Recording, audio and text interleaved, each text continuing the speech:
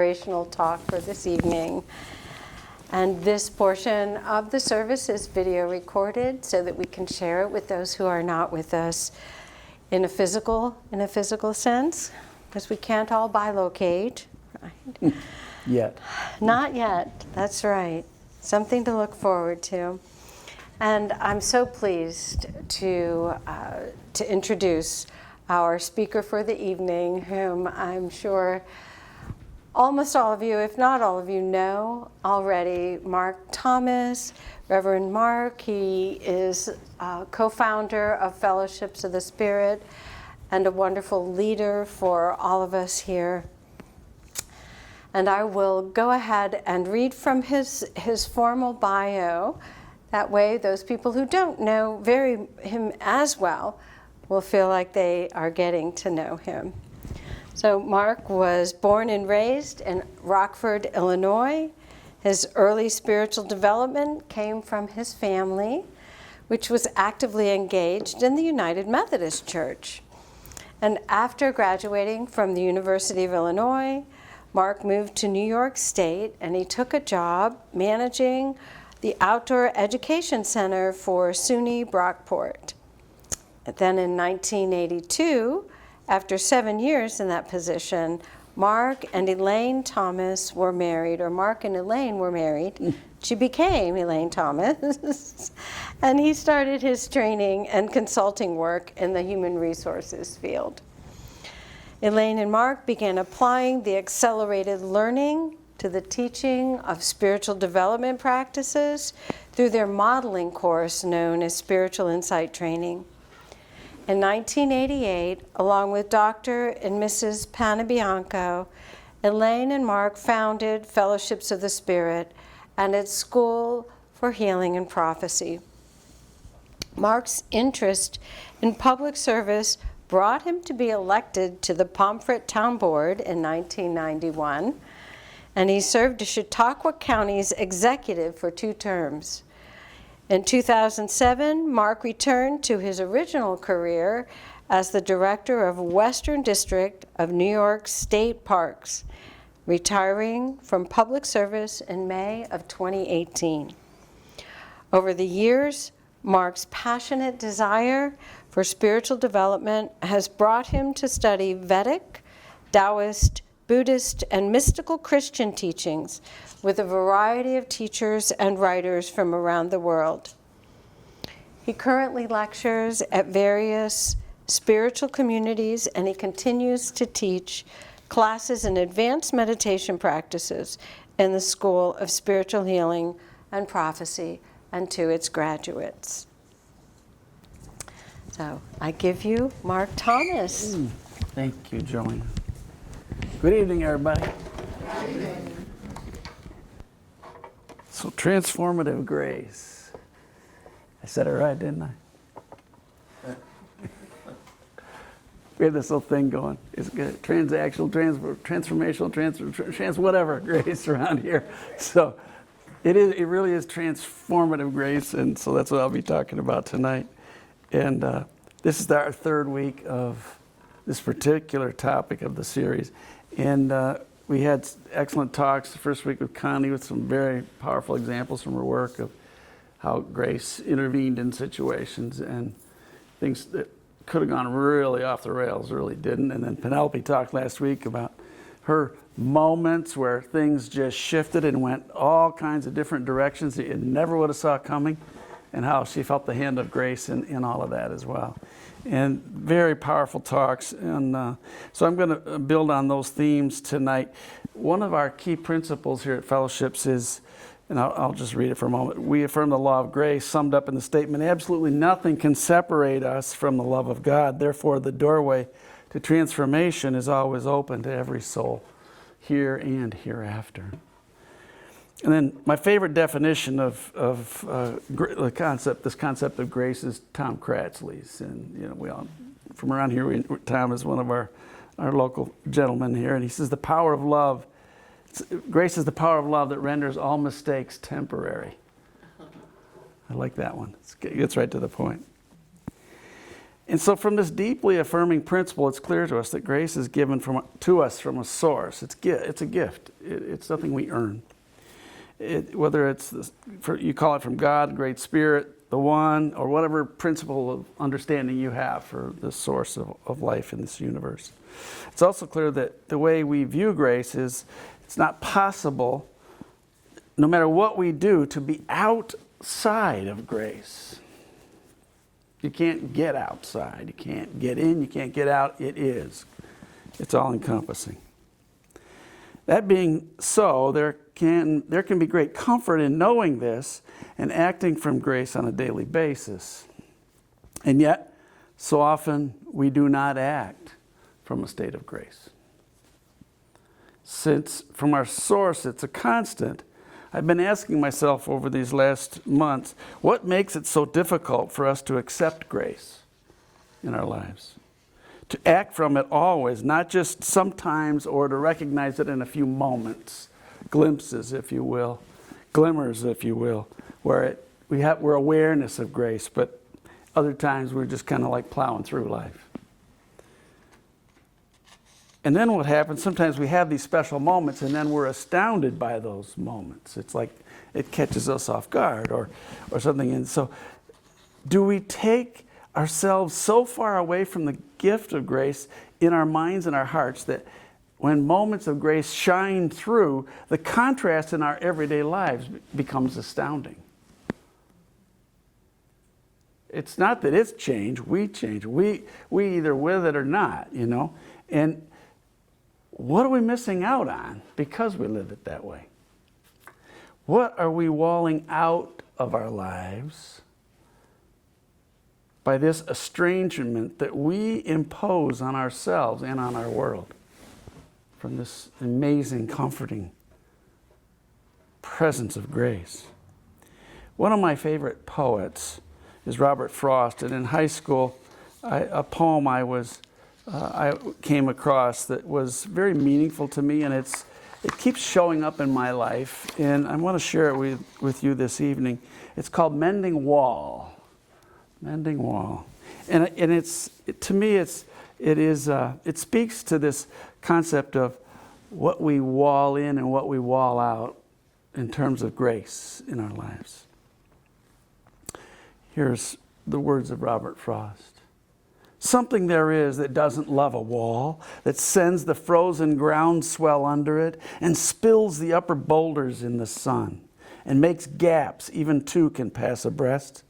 The work of hunters is another thing. I have come after them and made repair, where they have left no one stone on a stone, but they would have the rabbit out of hiding to please their yelping dogs.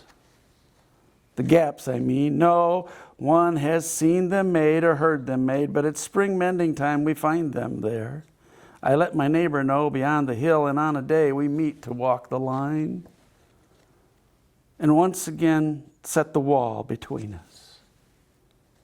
We keep the wall between us as we go to each the boulders that have fallen to each.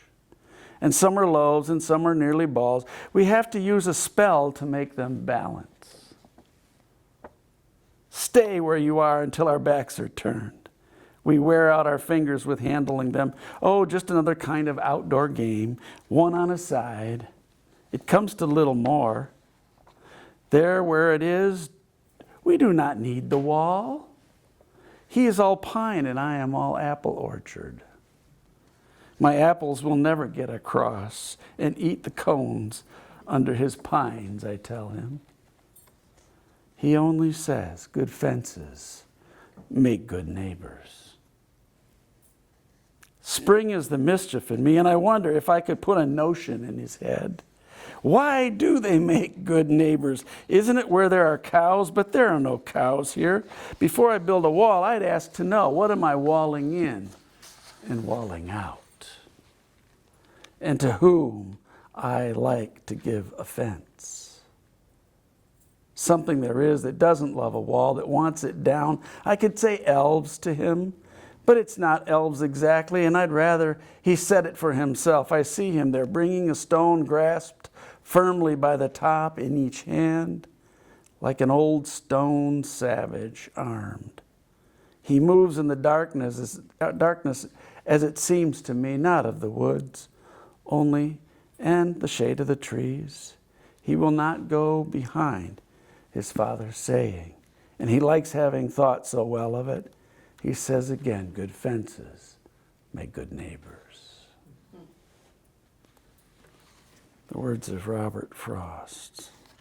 So this pondering I've been going through of late, what prevents us from just living in the comforting nature of this grace all the time? We struggle too much. So I look at the world in which we've all been a part of creating and living and sustaining, and I'm remembering that so much about all of the systems and structure we built are built in a graceless way, and they perpetuate in a graceless fashion. Whoa. They're the antithesis of grace. Let's talk about the economics that we live in today. We've made economics central in our lives. Everything is about the economy anymore. Everything's about economics. It's all about money and power, and it used to, in the old way back days, it was about trading goods. Money wasn't the driving force of the economics.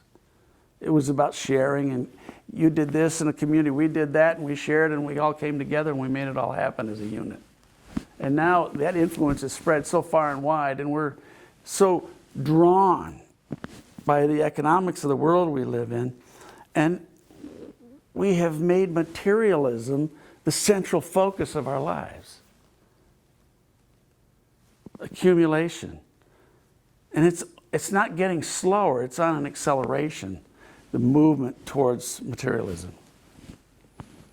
We've got metrics for everything. I think we've all moved to Missouri, the show me state.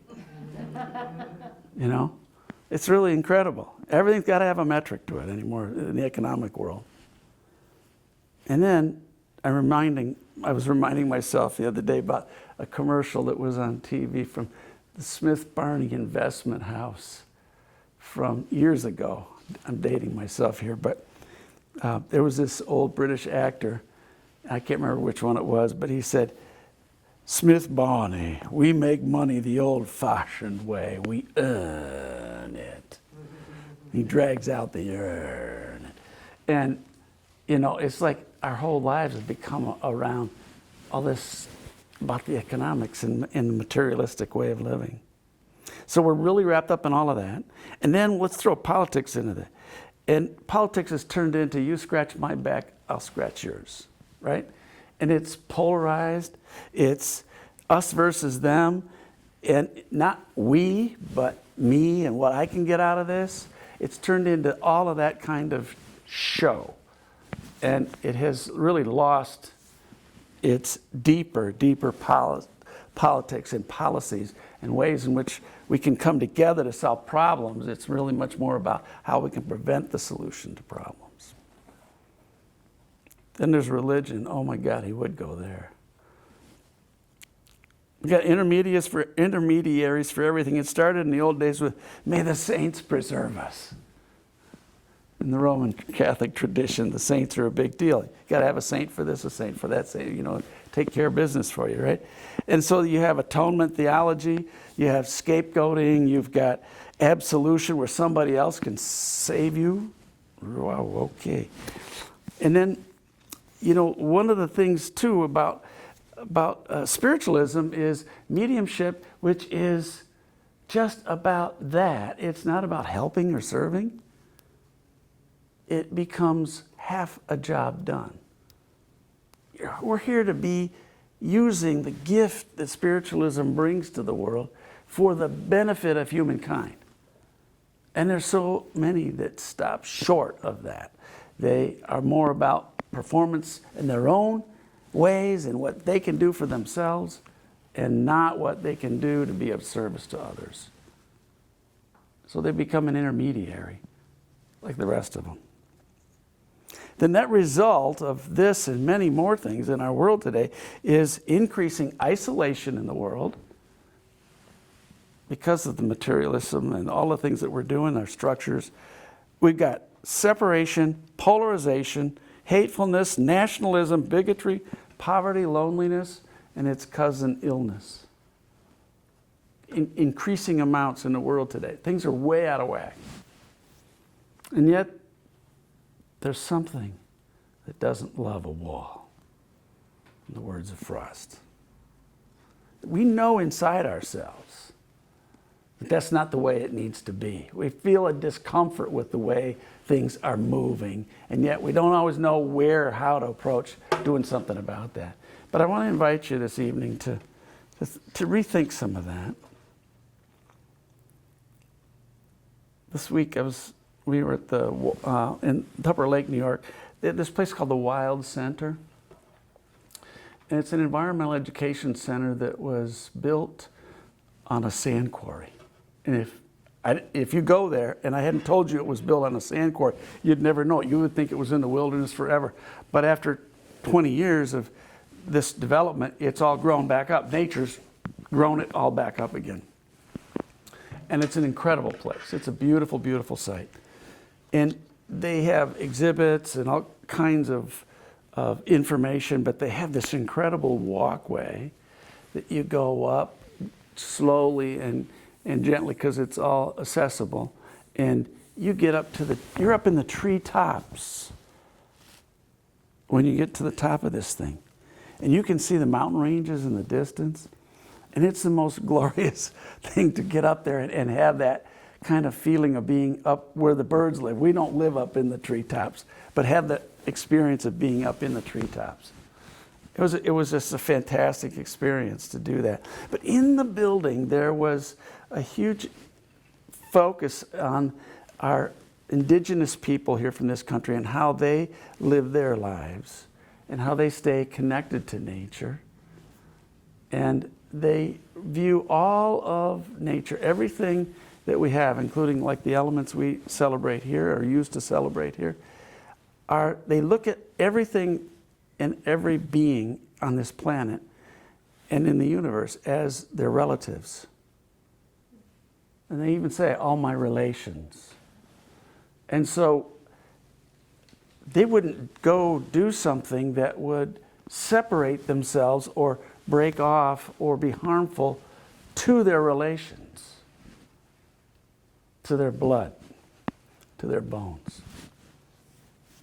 And yes, they hunt, they do all those kinds of things, but they do it ceremonially and they do it respectfully, and they don't go in and strip an area out of a plant or an animal. They're very careful, they take it prayerfully, and they take it, but always leave enough that those animals and plants can regenerate.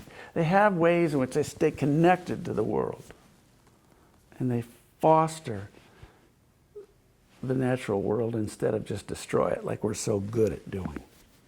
They had a huge exhibit there of how they live their lives and what they do, how they stay connected to the planet, and how they're influential on their reservations. They're some of the greatest promoter of preserving the species that are here on the planet, around our whole nation, and Canada as well. And then I was reminding of a talk I heard Deepak Chopra give a couple years ago over at Chautauqua. In one breath, you bring into yourself 10 to the 22nd power atoms from the universe, which is an astronomical amount of raw material that comes from everywhere in the universe. In the last 3 weeks, a quadrillion atoms have gone through your body that have gone through every living species on this planet in 3 weeks. Think of a tree in Africa, a squirrel in Siberia, a peasant in China, and right in this moment, you have circulating in you raw material that was circulating in those mentioned living forms less than 3 weeks ago. Something there is that doesn't love a wall. We are connected. We are they are our relatives. They're part of who we are. Our indigenous folk do have it right. There's no wall between us and grace except ones that we build. Grace is the great unifying force, and it is available to us all the time and to all of us.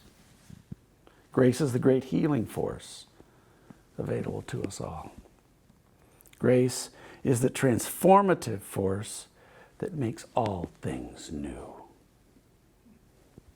grace is love. Something there is doesn't love a wall.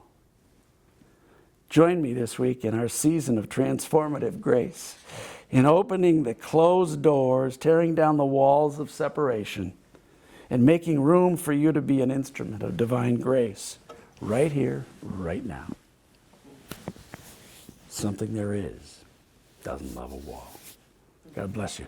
Have a lovely week. Thank you.